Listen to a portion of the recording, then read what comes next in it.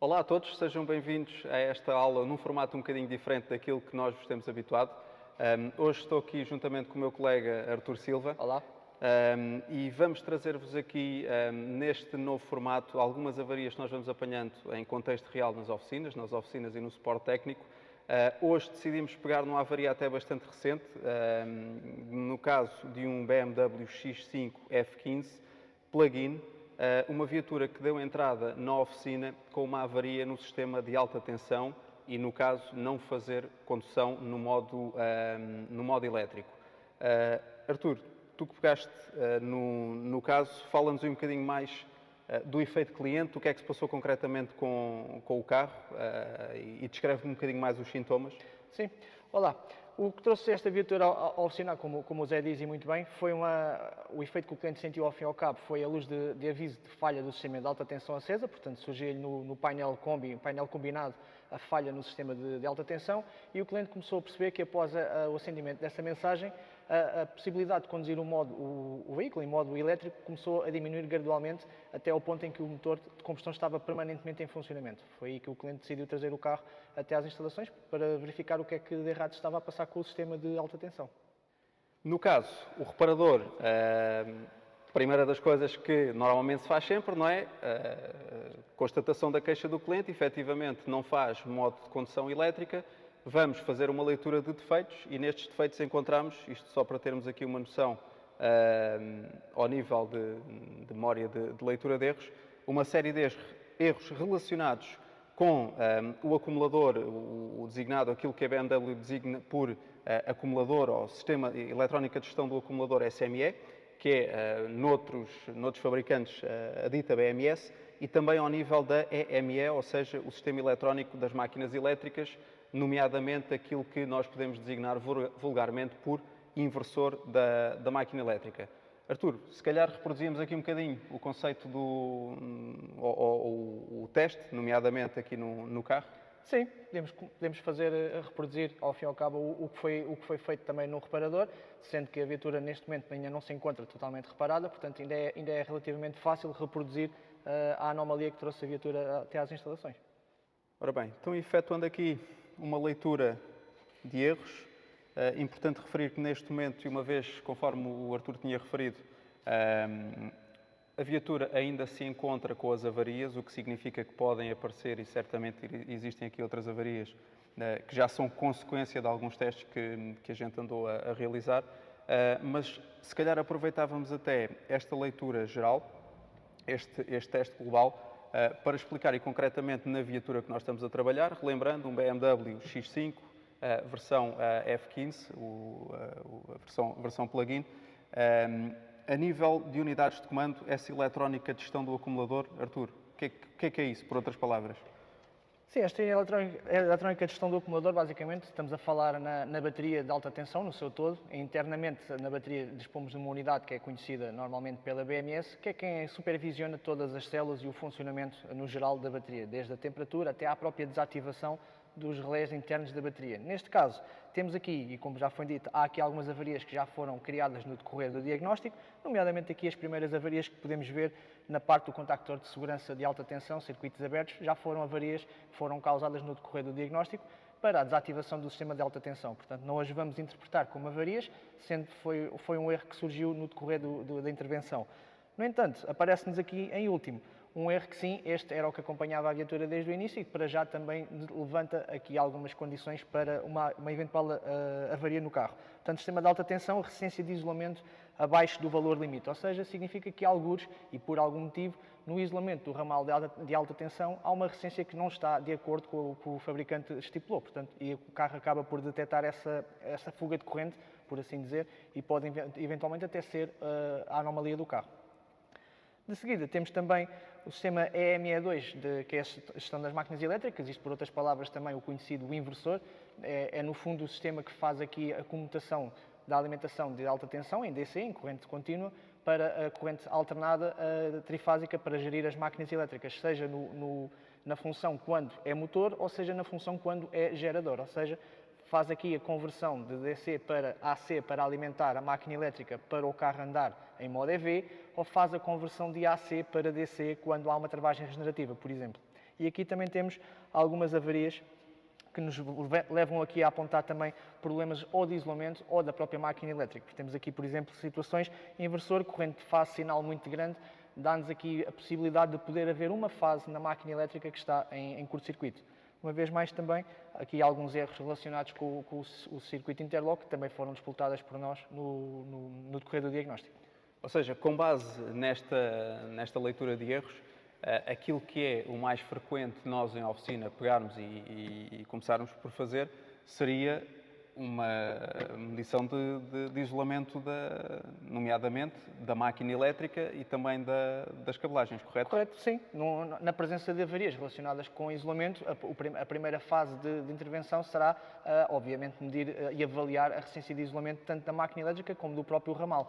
Portanto, não esquecendo que basta haver uma passagem entre as fases ou para o chassi do carro e a BMS tem a capacidade de notar que existe uma fuga de corrente e vai desabilitar a função HV do veículo, sim. E avançando para esse teste, a primeira coisa a fazer será... Colocar o veículo em segurança. Bom, vamos embora. Então, antes de mais, se calhar só para a gente situar, interlock desta viatura fica na bagageira. Sim, depois de consultar a documentação técnica e procurar onde é que estava localizado o circuito que fazia a desabilitação do sistema de alta tensão, foi identificado então que neste caso em concreto é na traseira do lado direito. Portanto, algures aqui na lateral temos uma forra que é removida e revela-se então a ficha que faz a desativação do ramal de alta segurança. Claro que esta localização não é igual para todos os veículos, cada construtor, mesmo dentro da própria marca e em vários modelos, pode colocar esta ficha em sítios completamente distintos. Até o formato também vai mudar de fabricante para fabricante. Neste caso, resume-se a uma pequena ficha, em que nós vamos ter que destacar a parte preta do interior da parte verde. Há casos em que temos que, de facto, remover uma ficha chã de cor laranja. Já agora aproveito também para fazer uma pequena chamada de atenção. Nestas situações não há necessidade de utilizar luvas de borracha de isolamento, uma vez que não vamos estar a mexer no circuito de alta tensão, portanto não vamos abrir o circuito em série da bateria, apenas vamos abrir um circuito interlock. Como tal, não há necessidade de utilizar equipamento de proteção individual neste caso. Para fazer a desconexão, temos que puxar o travão vermelho para fora e pressionar e deslizar a parte preta. Muitas das marcas recomendam o bloqueio mecânico por este orifício que surge agora quando destacamos a parte preta. Nós, no caso, vamos colocar aqui uma chave, isto apenas só para garantir que não há uma reativação acidental da ficha. Neste momento, certamente não foi audível na gravação, mas nós aqui ouvimos bem que o computador de bordo indica logo uma avaria no sistema de alta tensão. Ora, o que é que nós conseguimos comprovar aqui? Assim que foi desligado o interlock na parte traseira da viatura, e o tal avisador sonoro foi acompanhado desta mensagem com uma avaria no sistema de alta tensão, indicando o sistema de alta tensão desativado.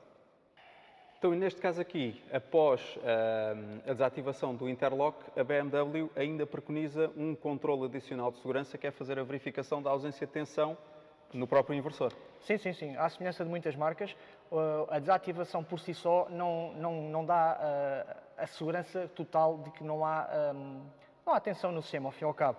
Temos sempre que garantir e partir do pressuposto que pode eventualmente haver uma avaria, por exemplo, um relé interno da bateria que ficou bloqueado, por algum motivo esse relé ficou bloqueado e que ainda circula a tensão no circuito. Portanto, e para garantirmos que, de facto, mesmo após termos feito a desativação do interlock e surgir a mensagem, temos que, uma vez mais, garantir que não há tensão presente no ramal de alta tensão. Após esta confirmação, sim, aí podemos ter a certeza absoluta que estamos em segurança para mexer no trabalho.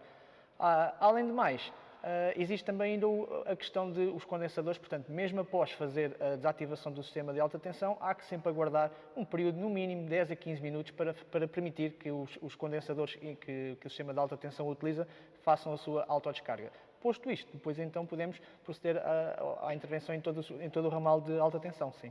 Como nós esperamos agora que não haja tensão, mas na eventualidade de existir tensão, e tal como nos aparece aqui neste slide que nos dá suporte à apresentação, o uso de luvas isoladas a 1000 volts é imperativo. Sim, neste caso, como podemos ter aqui presença de tensão ainda residual e não conhecendo qual é o valor da mesma, há que sempre prevalecer a segurança em primeiro lugar, sim. Vamos só tirar aqui uma ficha interlock.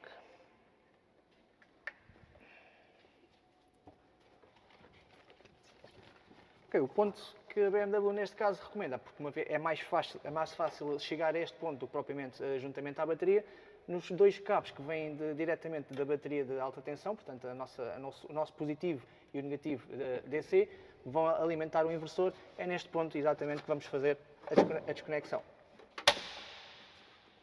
Removemos a ficha. E é curiosa a localização deste inversor. E é curiosa a localização deste inversor, sim. Está aqui num ponto mesmo muito suscetível a pancadas e, quem sabe, até alguma falta de cuidado a elevar estas viaturas no elevador, podem inclusivamente correr o risco de danificar aqui algum material, sim. Depois de pomos o nosso multímetro programado para tensão contínua, vamos confirmar, de facto, que não temos presença de tensão. Portanto, entre o meu borne positivo e negativo de alta tensão, tenho uma tensão de 0 volts. Portanto, sei que daqui para a frente estou completamente em segurança para intervencionar todo o circuito de alta tensão. Então, verificada que está a ausência de tensão no circuito HV, agora sim podemos trabalhar em segurança e podemos continuar para a medição do isolamento da máquina. Aqui surgem também algumas dúvidas, pelo menos naquilo que eu tenho apanhado, e tu também certamente nas formações, do que é a medição do isolamento, não é? O que é concretamente esta medição do isolamento e porque é que se faz com um aparelho designado por mega-ohmímetro? Sim, em algumas vezes alguns colegas vão perguntando o porquê de ter que utilizar uma ferramenta especial, porque é que não o podem fazer só com o multímetro. Estamos a falar que muitas das vezes o próprio fabricante indica aqui escalas para fazer a medição, muitas das vezes para lá de 20 mega-ohms. A maior parte dos multímetros não tem sequer este alcance. Portanto, na eventualidade de conseguirmos medir um isolamento com o multímetro, garantidamente esse circuito não está isolado. Quando estamos aqui a falar em isolamento, ao fim e ao cabo, o que estamos a medir será uma resistência de continuidade entre as fases da nossa máquina. Tipicamente as fases são denominadas por U, V e W. Portanto, normalmente a maior parte dos fabricantes denominam as fases pela letra U, a fase pela letra V e a fase pela letra W. E a continuidade entre estas três fases e o chassi do carro, no fundo é o que nós vamos agora aqui medir, terá que ser uma resistência demasiado elevada, ou seja, a caminhar já neste caso para infinito, embora seja uma resistência que seja possível medir. Normalmente encontramos aqui grandezas à volta de 100 mega-ohms, mas é sempre confirmar com aquilo que o fabricante diz. No caso deste BMW, eles aconselhavam que teria que ter uma resistência acima de 20 mega-ohms para se considerar que estava uma máquina elétrica em isolamento, sim. Bom, como já desabilitámos o sistema de alta tensão e já medimos que de facto não há tensão no circuito, não há agora risco de eu intervencionar esta cabelagem ou a máquina elétrica e tomar algum choque. Portanto, como tal, estou em completamente segurança para fazer a medição. Quando desacoplamos a ficha, surgem-nos então os tais três bornes que são da máquina trifásica. Portanto, estamos a falar de uma máquina elétrica trifásica, vai ser gerida por três fases, não existe o positivo ou o negativo. Em qualquer altura, ambas as fases serão positivo e negativo. O teste que nós vamos fazer será então a medição da resistência de isolamento destas fases para a próprio chassi do carro. Vamos ver se conseguimos fazer aqui uma medição logo em primeiro lugar.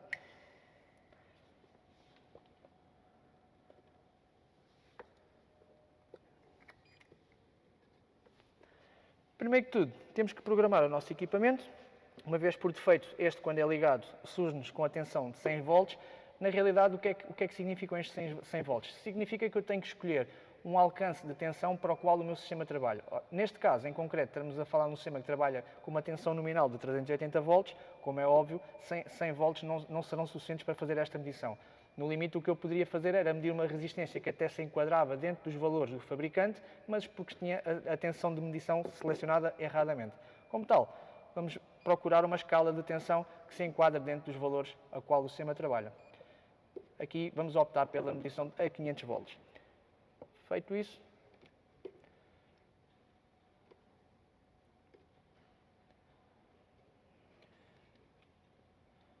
temos uma resistência de 150 megaohms. Ou seja, bem superior. Bem superior àquilo que o fabricante recomenda. Assim. O que significa que esta máquina está em condições? Nesta fase está ok. Portanto, temos que repetir o mesmo processo, mas agora mais 2 vezes. Portanto, medimos a uma das fases e agora vamos, de facto, fazer exatamente o mesmo teste, mas para a segunda fase.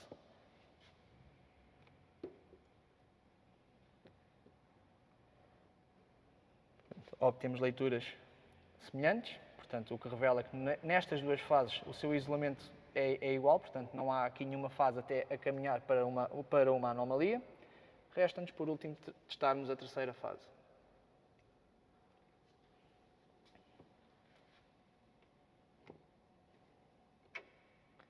E, por último, na terceira fase, também obtemos o mesmo valor. Por aqui podemos assumir que, embora tenhamos erros registados que falavam em falha de isolamento no ramal de alta tensão, já sabemos que, para já, o nosso problema não está na máquina elétrica. Portanto, reparem que tivemos a fazer a medição entre as três fases que alimentam a minha máquina elétrica e ao chassi do carro, neste caso à caixa de velocidades, ao cárter da caixa de velocidades, e não há o risco de haver uma fuga de corrente nestas 3 fases para o chassi do carro. Daqui temos a certeza absoluta que o nosso problema de fuga de corrente não está. Portanto, podemos desacoplar agora o mecanismo. Bom, e por último, no que diz respeito ainda a medir o isolamento do nosso ramal, resta-nos ainda fazermos a verificação, neste caso, do nosso ramal de alta tensão, portanto, que vai desde o inversor até à nossa máquina elétrica. Neste caso aqui eu não tenho um acesso muito bom ao conector, no entanto, o que me interessa saber é, de facto, se eu não tenho curto-circuitos entre as próprias fases ou entre as fases e a carroceria do carro. Então, repetimos exatamente o mesmo teste, sendo que agora, nesta vez, o que vou fazer será a medição no lado da cabelagem do carro. E aqui o valor esperado será o valor mais elevado possível, a caminhar para infinito.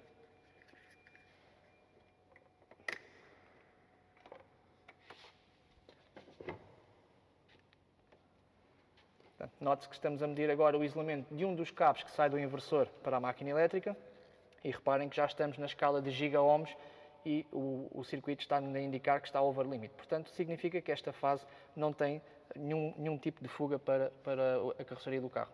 Eu normalmente costumo reforçar aqui um aspecto, um truque, entre aspas, de medição, ou uma dica de medição, é que reparem que, Artur, nós não tiramos este cabo do espaço dele. Exatamente. Ou seja, o que significa que... Para reproduzir mesmo... Exatamente.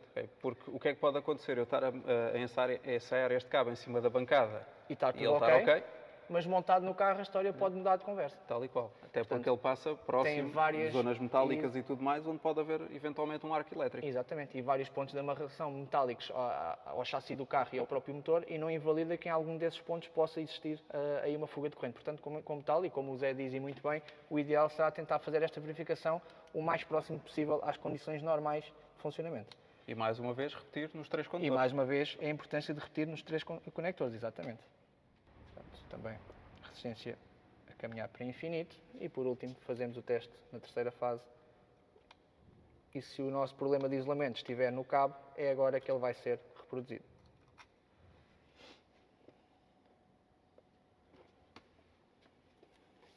Aparentemente não temos avaria ao nível do isolamento. Não temos avarias a nível de isolamento. Embora tenhamos um código de avaria que reporta para isso, mas a este ponto já temos garantia que nem na máquina elétrica, nem no cabo que fazem a ligação entre o nosso inversor e a máquina elétrica temos problema.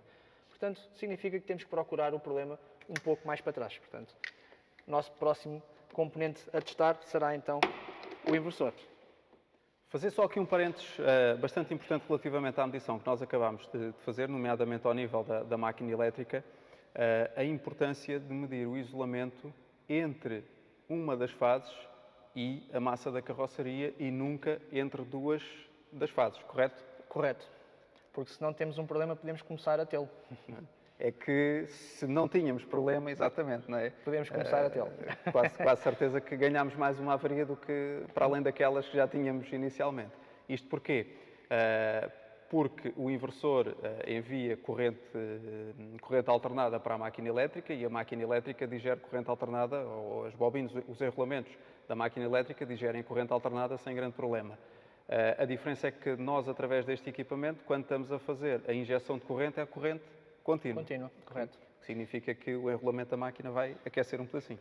No entanto, podemos também, e pode ser feita e deve ser feita essa verificação, não com o megomímetro, mas sim agora com o multímetro, a testarmos de facto a resistência entre as fases. Portanto, entre as três fases, a U, a V e a W, elas terão uma ligação física internamente na máquina, vai depender se o molde de ligação é feito em estrela ou feito em triângulo, mas em qualquer um dos casos terá que sempre haver uma resistência, uma continuidade entre as duas fases.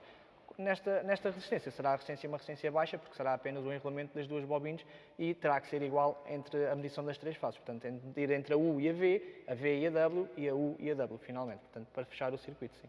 Muitas das vezes até o valor é tão baixo que se confunde com o curto-circuito. Exatamente, sim. Feito isto, vamos passar para o próximo passo. Artur, então basicamente o que é que nós vamos fazer agora? Ora, como também tínhamos um código de avaria que nos indicava a falta de uma fase e como já medimos que na máquina elétrica está tudo bem, na cabelagem também está tudo bem, vamos agora realmente avaliar qual é a alimentação de tensão que é enviada pelo inversor para a máquina elétrica. Portanto, na realidade significa que o meu inversor vai ter que ter a capacidade de pegar em tensão DC, portanto um positivo e um negativo corrente contínua, sensivelmente a 380 volts, e vai ter que converter isto para três fases em sinal sinusoidal alternado. É justamente essa a medição que vamos fazer, portanto, vamos tentar aqui procurar se de facto estão as três fases aqui ou se eventualmente há alguma anomalia, nem que seja um curto-circuito interno entre as fases. Não esquecendo que podemos ter duas fases curto-circuitadas, mas agora dentro do inversor. Portanto, será essa a verificação que vamos fazer.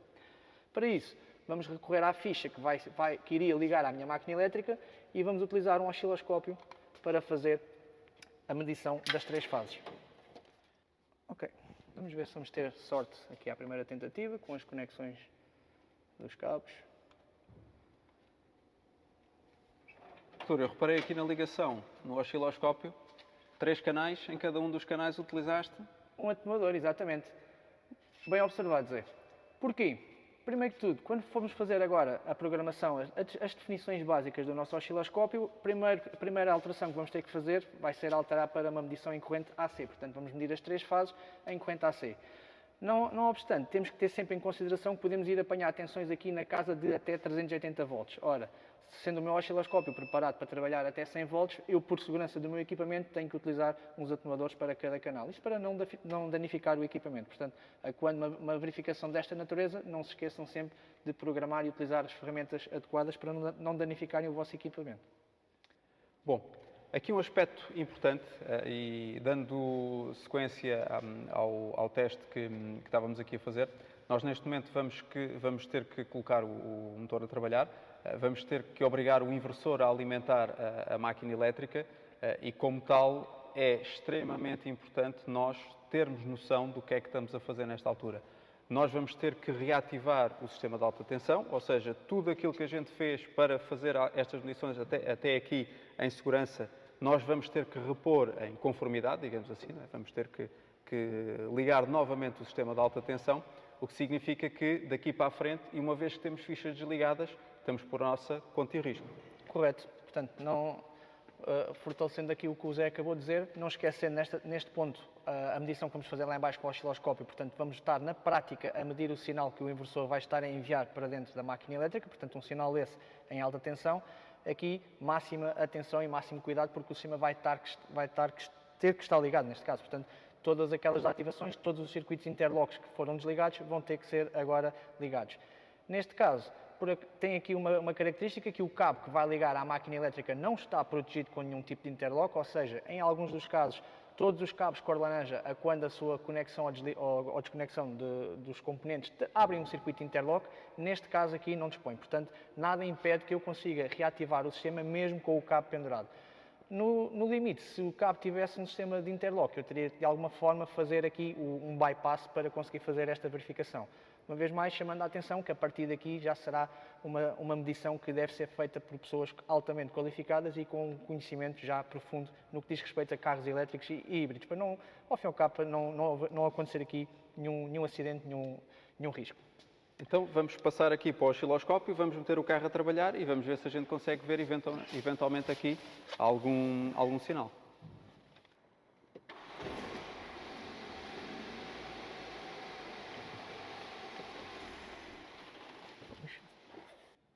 Bem, então já obtivemos aqui um sinal, ou melhor, 3 sinais. Bem, Exatamente. quer dizer, 3 sinais mais ou menos. Dois e meio. Dois e meio, não é?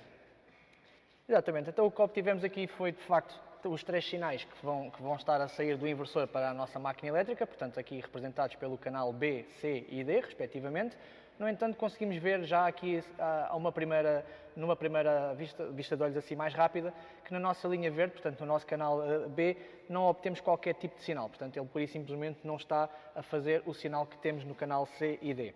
Se repararmos com mais alguma atenção no canal C e D, conseguimos ver que há aqui um desfasar dos próprios sinais. Isto é mesmo assim porque, como já devem saber e já devem ter estudado no que diz respeito às máquinas elétricas, ambas as 3 fases, têm um desfazamento de ativação de 120 graus. Daí, tanto o sinal amarelo como o sinal azul estarem relativamente desfasados um do outro. No entanto, se nós olharmos para o sinal no seu todo, conseguimos perceber que existe aqui algumas nuances que o transformam não num sinal sinusoidal puro, aquele sinal que estamos habituados a ver numa tomada trifásica ou à saída de uma máquina elétrica de ímãs permanentes. Aqui estamos a falar num sinal que é modulado por uma unidade, ou seja, neste caso, um sinal sinusoidal que é modulado internamente dentro do inversor. O nosso problema, concretamente, foca-se na nossa fase B, que não está a ser comutada. Portanto, tudo leva a crer que este inversor internamente, ou nos IGBTs, ou noutro componente qualquer, não está a fazer a modulação do sinal. Portanto, no que diz respeito ao sinal sinusoidal, se fosse possível estarmos a medir a rotação da máquina elétrica quando esta está a trabalhar com o motor de combustão, iríamos medir um sinal muito semelhante ao que temos na parte de baixo. Portanto, um sinal sinusoidal redondinho, perfeitinho. Isso será um sinal puro, verdadeiro, que é gerado dentro da máquina elétrica através das bobinas e dos ímãs. Esta máquina elétrica é equipada de ímãs permanentes, significa que sempre que ela tiver algum movimento, vai então emitir este sinal sinusoidal. Por outro lado, o sinal que é enviado do inversor para a nossa máquina elétrica não vai ser um sinal sinusoidal puro, mas sim uma modulação por frequência. Neste caso, os IGBTs vão comutar durante mais tempo ou menos tempo para fazer elevar a tensão gradualmente. E vai se assemelhar a um sinal de onda quadrada, embora seja um sinal de onda seja um sinal sinusoidal alternado. Se formos ver ao osciloscópio, conseguimos perceber realmente... Voltamos aqui outra vez para o osciloscópio, sim. E aqui, concretamente, pegando no sinal azul, que se calhar é aquele que tem mais definição, exatamente. Não é? Analisando da esquerda à direita. Conseguimos ver que temos um potencial de tensão para cima da linha 0 do azul e para baixo da linha 0. Portanto, confrontando que, de facto, é um sinal sinusoidal alternado. Portanto, não vai ser um sinal redondo, mas sim, ele vai aumentando o seu tempo de ativação para fazer o elevar de tensão para a máquina elétrica. Quem é responsável por fazer esta ativação, tanto pelo lado positivo como pelo lado negativo, serão então os transistores denominados os IGBTs que existem internamente dentro do inversor. Portanto, o inversor vai ter aqui um papel um bocadinho semelhante ao que existe num alternador. Na realidade, vamos substituir os diodos que temos numa placa retificadora de um alternador, vamos substituí-los por uns IGBTs. Vamos ter na mesma 6 IGBTs, portanto, 2 IGBTs responsáveis por cada fase, um para fazer a modulação do sinal positivo e outro para fazer a modulação do sinal negativo. Tudo nos leva a crer que neste circuito de alimentação em 2 dos IGBTs responsáveis pela fase não estão a trabalhar corretamente. Ou alguma avaria no próprio circuito integrado do IGBT, ou internamente no inversor a alimentação a estes 2 IGBTs. Não tendo problemas nas outras 2 fases, podemos já à partida pôr de parte problemas para trás do inversor. Portanto, bateria, todo o ramal de alta tensão, porque uma vez mais, tanto o compressor de ar-condicionado como todos os outros equipamentos, conversor DC-DC, que faz a carga da bateria 12 volts, tudo funciona corretamente, à exceção da nossa máquina elétrica.